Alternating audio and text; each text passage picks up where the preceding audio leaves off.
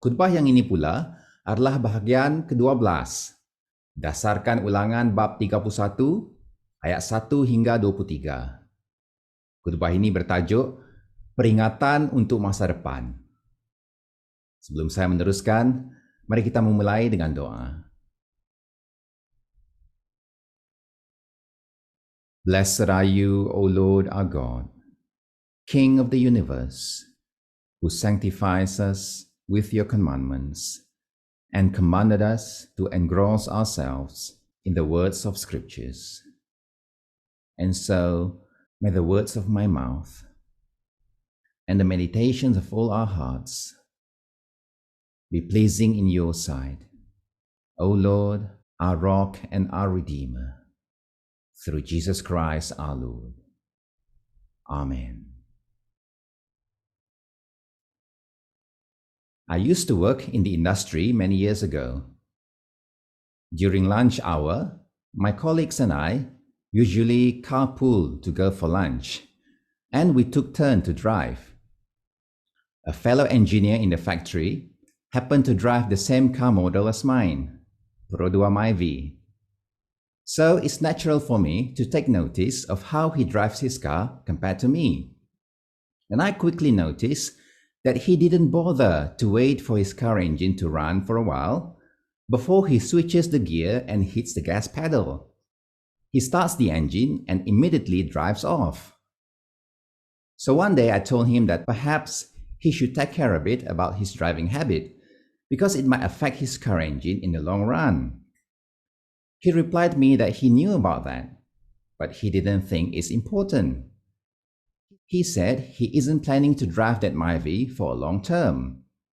As such, he didn't bother to go easy on the engine. Now, how about our Christian faith? Are you going to be in the faith for long term? And if we do, what are we doing to take a good care of it?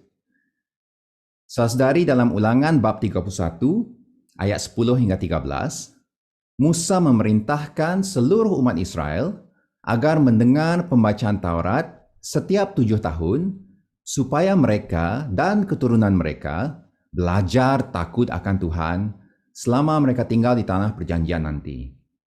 Selaras dengan kata-kata Musa dalam bab 30 ayat 16 sebelum ini, jika mereka mahu hidup diberkati Tuhan di negeri itu nanti, komitmen mereka kepada Tuhan harus berterusan.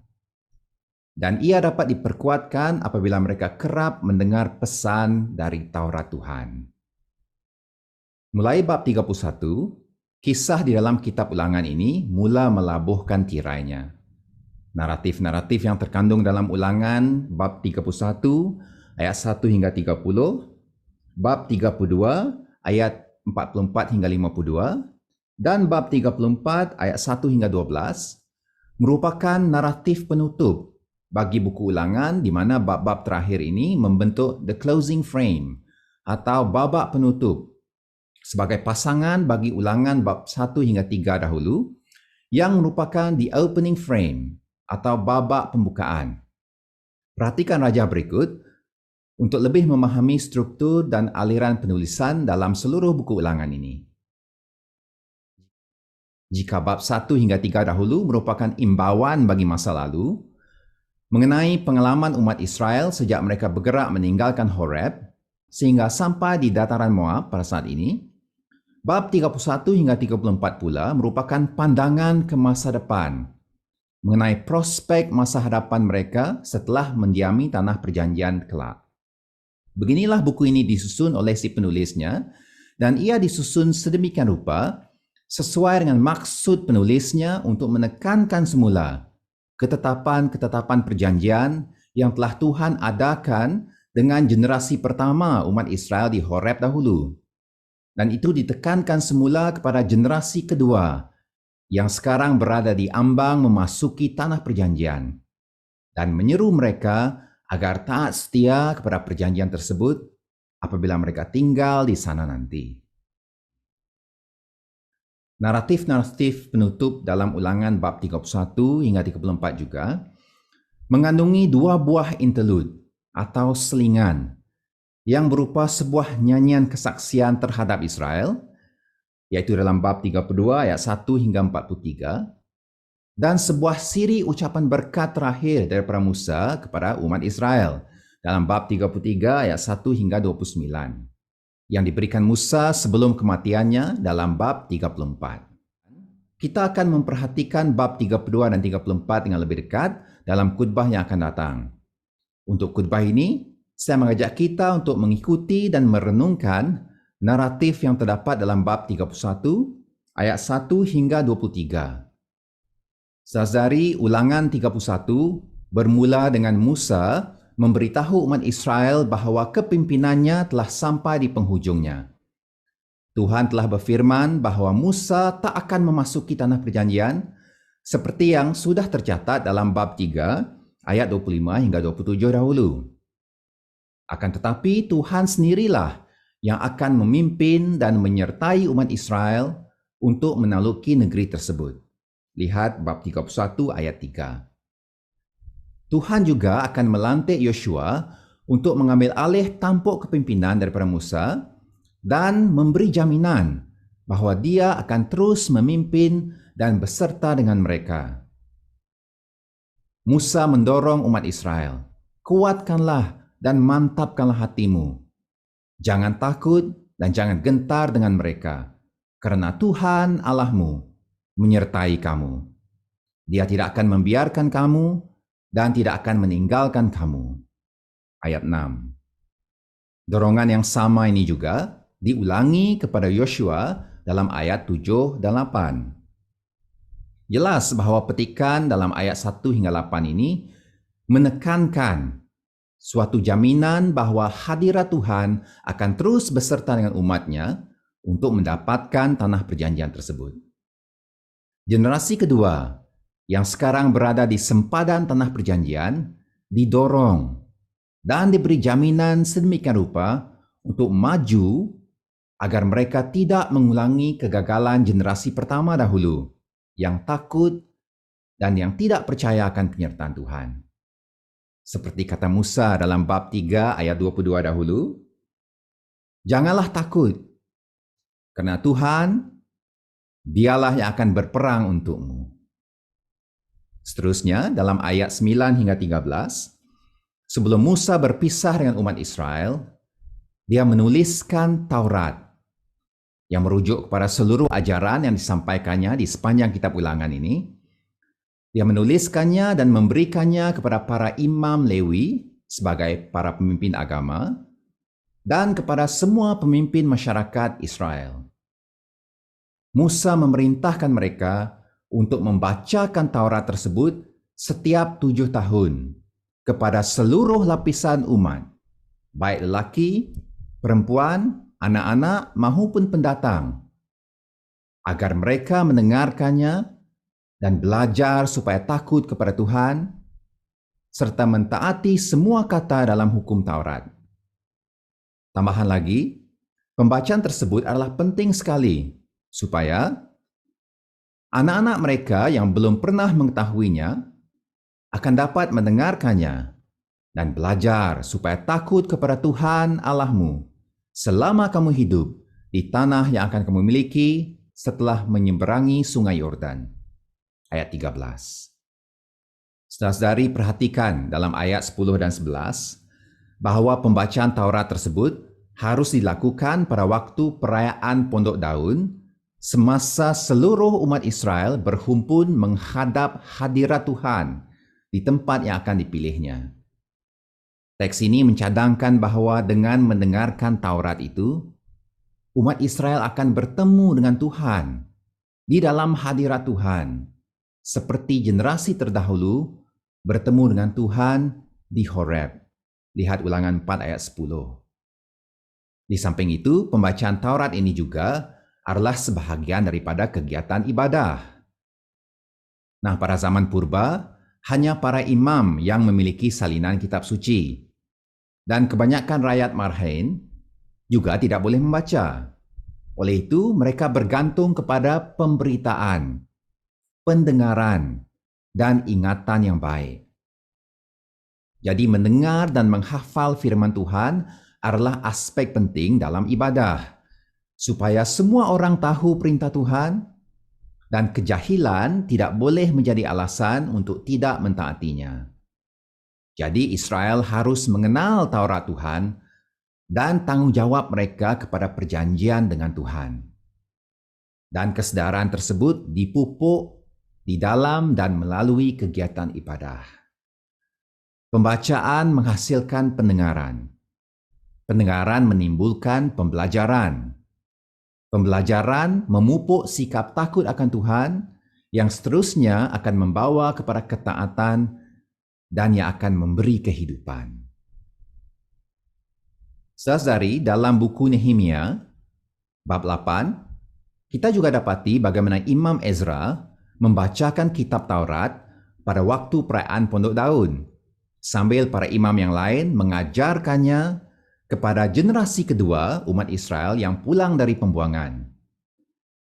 Ezra sadar dan faham bahawa perintah Musa yang tercatat dalam kitab Ulangan ini bukan saja perlu dijalankan, tetapi bahawa adalah sangat penting bagi generasi baru untuk mempelajari Taurat Tuhan. Jika mereka tidak mahu menerima nasib yang sama dengan generasi terdahulu yang mengalami kutuk perjanjian yang menyebabkan mereka dibuang negeri. Nah, pengetahuan akan firman Tuhan tidak akan berlaku secara otomatik. Umat Tuhan perlu diajar. Dan kita juga tidak boleh assume, mengandaikan bahawa orang tahu firman Tuhan dengan sendirinya. Mereka perlu dididik. Dalam ayat 13 juga, kita membaca bahawa generasi umat Israel yang seterusnya perlu mengetahui Taurat dan belajar supaya takut kepada Tuhan Allahmu selama kamu hidup di tanah yang akan kamu miliki. Jadi mereka harus belajar supaya takut akan Tuhan, yaitu belajar menghormati dan mentaati perintah Tuhan jika mahu hidup makmur di tanah perjanjian nanti. Kesinambungan kehidupan orang Israel di negeri kurniaan Allah tersebut bergantung kepada kesetiaan generasi yang seterusnya kepada Tuhan. Iman generasi ibu bapa umat Tuhan perlu diperturunkan kepada generasi anak cucu mereka. Saudari, perjanjian baru juga mengajar kita suatu gagasan yang sama, bahawa warisan iman orang Kristian harus dibangunkan dan dipelihara. Kisah Rasul pasal 20 ayat 32 mencatat, "Dan sekarang aku menyerahkan kalian kepada Allah dan kepada firman kasih kurnia-Nya yang berupaya untuk membangunkan kamu dan untuk memberikan warisan di kalangan semua orang yang telah disucikan." Ulangan 31 ayat 14 hingga 15 pula menyambung semula naratif mengenai pelantikan rasmi Yosua sebagai pemimpin umat Israel dari ayat 7 dan 8 tadi. Yang tergantung kerana ia diselingi ataupun dipintas oleh perintah penting mengenai pembacaan Taurat tadi. Sekali lagi, naratif tersebut kemudian diseling oleh ayat 16 hingga 22 sebelum ia disambung semula dalam ayat 23 nanti. Nah, dalam ayat 16 hingga 22 pula, Tuhan memberitahu Musa bahawa umat Israel akhirnya nanti masih akan menyeleweng juga. Walaupun sudah diperintahkan untuk mendengar pengajaran Taurat setiap 7 tahun yang bertujuan supaya mereka belajar takut akan Tuhan. Nah, Allah tahu bahawa generasi yang akan datang akan berpaling mengikut ilah-ilah kafir, meninggalkan Tuhan, dan mengingkari perjanjian mereka dengan Tuhan. Dan apabila itu terjadi, Tuhan akan meninggalkan mereka dan menyembunyikan hadirat-Nya dari mereka. Dan seperti yang telah disampaikan Musa dalam bab 28 sebelum ini, mereka akan ditimpa kutuk perjanjian. Mereka akan ditimpa malapetaka. Justru itu, Tuhan memerintahkan Musa untuk menulis sebuah lagu dan mengajarkannya untuk dinyanyikan oleh generasi umat Israel. Ia merupakan sebuah nyanyian dari Tuhan sendiri sebagai kesaksian terhadap mereka, sebagai suatu peringatan nasional tentang betapa mudahnya mereka melupakan kasih karunia Tuhan dan betapa cenderung mereka berlaku curang terhadapnya. Khususnya sesudah mereka menikmati kemakmuran di tanah perjanjian nanti. Nah, ayat 21, Ulangan 31 ayat 21, mengulangi alasan mengapa Israel perlu belajar nyanyian tersebut. Apabila mereka mengalami malapetaka di kemudian hari, itu adalah disebabkan kebejatan mereka sendiri. Keadaan hati mereka yang serong tersebut sudah sememangnya disedari oleh Tuhan jauh terlebih dahulu. Jelas bahwa tujuan bagi mempelajari nyanyian tersebut bukannya untuk menanamkan rasa bangga kepada bangsa, seperti dalam kebanyakan lagu kebangsaan, tetapi untuk menanamkan kesedaran di dalam diri mereka mengenai rahmat Tuhan dan tanggung jawab mereka pada perjanjian. Perhatikan juga bahwa kitab Taurat dalam Ulangan 31 ayat 9 tadi, dan nyanyian yang Tuhan perintahkan Musa tuliskan itu, dituliskan dan diajarkan oleh Musa. Kitab Taurat dituliskan oleh Musa dan diberikannya untuk diletakkan di bawah jagaan para imam dan pemimpin masyarakat, supaya dibacakan kepada orang ramai setiap 7 tahun. Nyanyian tersebut pula diletakkan di bibir seluruh umat yang akan berkumandang dan diperturunkan oleh rakyat kepada generasi-generasi seterusnya. Sekali lagi, seolah-olah seperti lagu kebangsaan bagi umat Israel. Walaupun lagu tersebut menyampaikan pesan dalam bentuk puisi, ia sebenarnya adalah mesej yang sama yang telah didengar oleh orang Israel dalam bentuk Taurat sejak dari awal kitab Ulangan ini. Saudara-saudari sekalian, ada satu perkara penting yang perlu kita renungkan dari teks Ulangan bab 31 ini.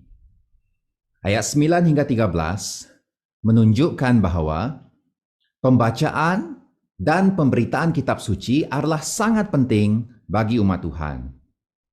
Mengapa demikian? Sebab kita tidak konsisten. Kita mudah lupa dan cenderung untuk tidak taat. Tambah lagi, generasi baru orang percaya perlu belajar takut akan Tuhan. Nampaknya sikap takut akan Tuhan tidak datang secara semula jadi. Sebaliknya, apa yang akan datang secara semula jadi adalah penyembahan berhala, seperti yang terlihat dalam sejarah umat Israel. Walaupun sudah diperintahkan untuk mendengar bacaan Taurat setiap 7 tahun, umat Israel masih akan menyeleweng. Apalagi jika mereka tidak mendengarnya.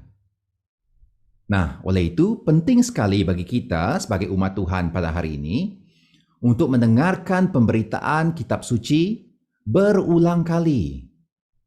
Sebab ketaatan kepada Tuhan bermula dengan sikap atau rasa takut akan Tuhan. Dan sikap takut akan Tuhan pula timbul dari mendengarkan firman-Nya dengan kerap. Di samping perintah agar membaca Taurat, dalam ayat 9 hingga 22, Tuhan juga menambahkan nyanyian kesaksian untuk mengingatkan Israel tentang realiti, bahkan kepastian bahwa mereka akan gagal mentaati perjanjian. Kerana manusia tidak konsisten, mereka perlukan peringatan demi peringatan dengan harapan mereka akan sedar. Dan janganlah kita fikir bahawa ini adalah masalah umat perjanjian lama saja. Mungkin sebab mereka belum menerima pewahyuan yang lengkap seperti kita, atau belum menerima pencurahan Roh Kudus. Hakikatnya, ini juga adalah masalah bagi umat perjanjian baru. Jika kita rujuk dalam Kisah Rasul pasal 20, ayat 29 hingga 32, Paulus juga berbicara seperti Musa sebelum dia berpisah dengan para pemimpin gereja Efesus. Paulus memberi amaran bahawa di masa hadapan, serigala-serigala buas akan datang, malah akan bangkit dari kalangan mereka sendiri untuk menyelewengkan jemaat. Nampaknya penyelewengan adalah masalah yang terus mengancam umat Tuhan di dunia yang telah jatuh ini. Maka dalam ucapan perpisahannya itu, Paulus mengandalkan firman Tuhan untuk membangunkan umat Tuhan seperti yang kita lihat tadi, Kisah Rasul 20 ayat 32. Firman Tuhan adalah sarana yang berkuasa untuk membangunkan jemaat dan juga bagi mempertahankan iman dari dipesongkan oleh ajaran-ajaran sesat.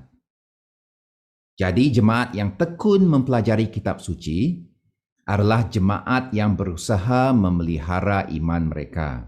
Saya ulangi, jemaat yang tekun mempelajari kitab suci adalah jemaat yang berusaha memelihara iman mereka.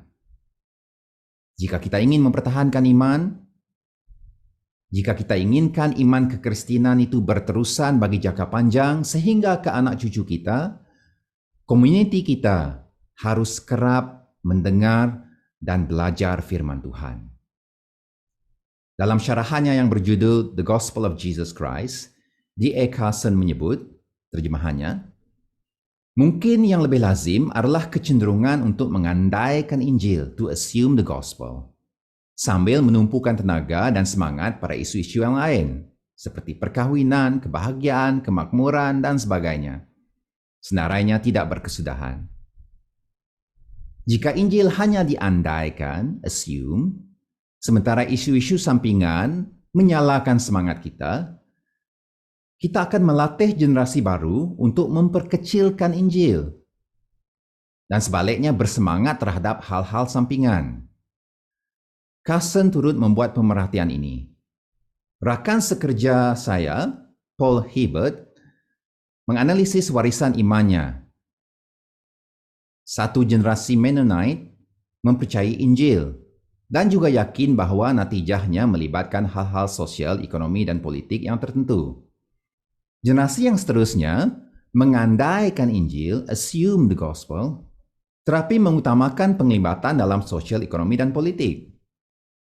Generasi berikutnya pula meninggalkan Injil. Keterlibatan dalam hal-hal sosial, ekonomi, dan politik menjadi segala-galanya bagi mereka. Lanjutan dari itu, Barry Cooper dari Christianity Explode Ministries pula menulis, adakah kita sekadar mengandaikan Injil? Adakah kita berbicara tentang Injil tanpa benar-benar menjelaskan apakah Injil itu? Pemuridan yang efektif yang kita dambakan dalam gereja-gereja kita hanya akan berlaku apabila kita berhenti mengandaikan Injil, assuming the gospel, tetapi benar-benar memberitakannya. Sesadari demi kesinambungan iman kepada generasi yang seterusnya, kita perlu terus memberitakan dan mendengar pengajaran Injil berulang kali. Teks ulangan bab 31, ayat 16 hingga 21 juga menunjukkan hakikat tentang kekerasan hati manusia. Seperti Israel di zaman silam, kita juga mesti menerima peringatan-peringatan tentang kecenderungan kita sendiri untuk tidak taat dengan hati terbuka. Walaupun itu tidak senang didengar, walaupun itu mungkin menjengkelkan, tapi terimalah dengan hati terbuka. Kita tidak patut memandang tinggi diri kita sendiri. Sebab Tuhan lebih mengenali keadaan hati kita and our true color. Jangan sekali-kali berfikir bahwa kita cukup baik atau prestasi rohani kita pada masa sekarang akan menjamin kesinambungan iman di masa hadapan. Sebaliknya, kita perlu kerap diperingatkan supaya kita berjaga-jaga. This is especially pressing for a new generation that inherit their parents' legacy of faith. As such, like what Moses commanded Israel to do, we too must emphasize scripture reading and bold proclamation of the gospel message in our churches. Kita harus mengutamakan pembacaan kitab suci dan pemberitaan Injil di gereja-gereja kita. Pengajaran firman Tuhan tidak boleh dikurangkan. Jika kita mengabaikannya, seperti yang kemungkinan besar berlaku di Israel selepas kematian generasi yang seangkatan dengan Yosua, orang akan secara semula jadi menyimpang daripada Tuhan, as they are swept away by the current of worldly, paganistic culture. Brothers and sisters in Christ, how long will you believe in and follow Jesus? Sampai masa tertentu saja? Sampai membina kerjaya? Sampai berjaya dalam pekerjaan? Sampai membina keluarga bahagia?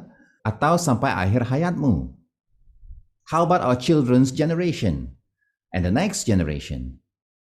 If we intend to believe for long term and to pass on the faith, we ought to hear, learn, and obey scriptures repeatedly.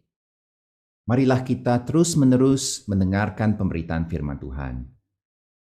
Janganlah kita merasa jemu, merasa cepat puas, atau membiarkan suara-suara dunia ini mengalihkan perhatian kita daripada firman Tuhan yang berkuasa memberikan kita kehidupan dan yang akan mengajar kita takut akan Dia.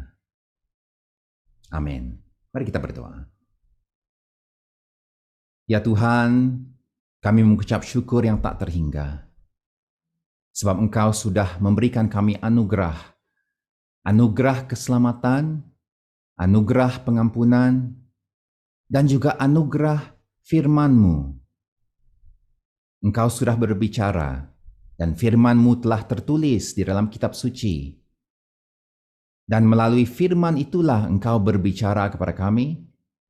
Melalui kitab suci inilah Engkau menyatakan kehendak-Mu kepada kami. Dan melalui kitab suci inilah kami dapat belajar mengenal Engkau dan belajar takut akan Engkau dan belajar menyembah-Mu. Maka Tuhan berikanlah kami a teachable heart, hati yang mudah untuk diajar, a humble heart, kerendahan hati, untuk sanggup ditegur, untuk sanggup diperingatkan berulang kali oleh firman-Mu yang berguna untuk mengajar, mendidik, membetulkan kesalahan, dan membimbing kami untuk hidup benar di hadapan-Mu. Tuhan, kurniakanlah jemaat-Mu di seluruh negeri Sarawak ini, di seluruh Malaysia ini, rasa haus dan lapar akan firman-Mu.